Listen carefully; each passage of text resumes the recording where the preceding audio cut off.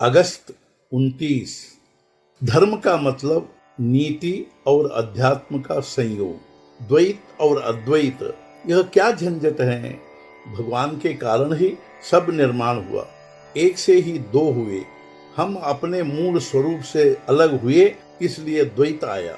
माया में नहीं फंसेंगे तो अद्वैत में रह पाएंगे। माया कल्पना से ही उत्पन्न हुई है, उसे कल्पना से ही मारे। हम बस एक काम करें, जो अद्वैत में रहते हैं उनका पल्ला पकड़े। भगवान के दास होने के लिए जिस कारण से उससे अलग हुए हैं, उसे यानी माया को छोड़ दे। जिससे माया उत्पन्न हुई है उसी की शरण जाए। माया भी तो आखिर भगवान के कारण ही हुई है ना।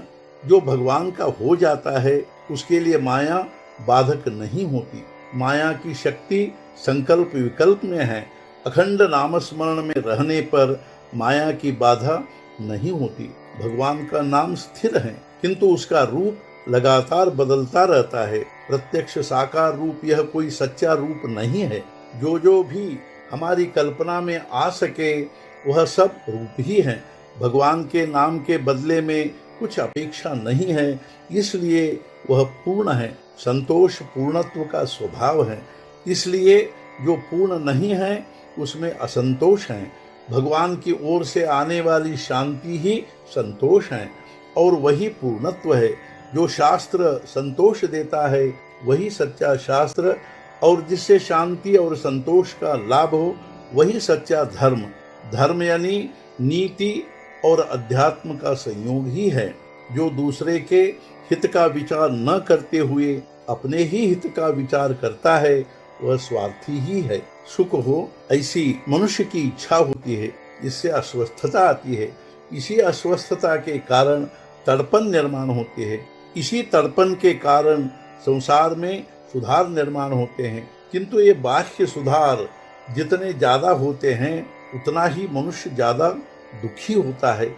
जो विद्या केवल नौकरी का साधन होती है वह अपूर्ण ही होती है। ऐसी विद्या को पेट के लायक ही समझे, वह संतोष नहीं दे सकती।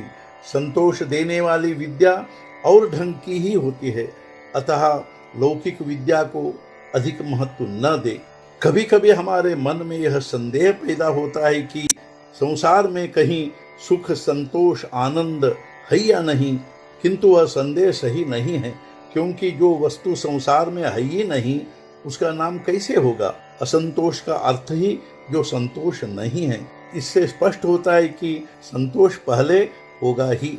दिवाली में जो सुखदायक होगा वह उस दिन किया जाता है, और जो दुखदायक होता है वह दूसरे दिन के लिए छोड़ देते हैं।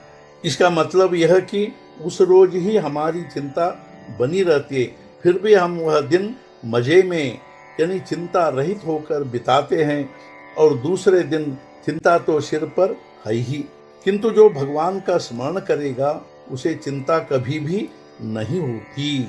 आज का मुख्य विचार, जिसकी प्रत्येक कृति राम स्मरण में होती है वही असल में राम राज्य में रहता है।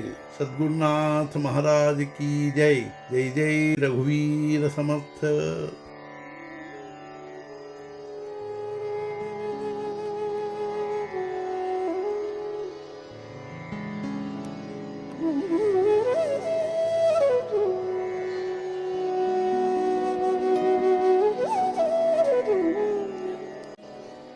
Mm-hmm.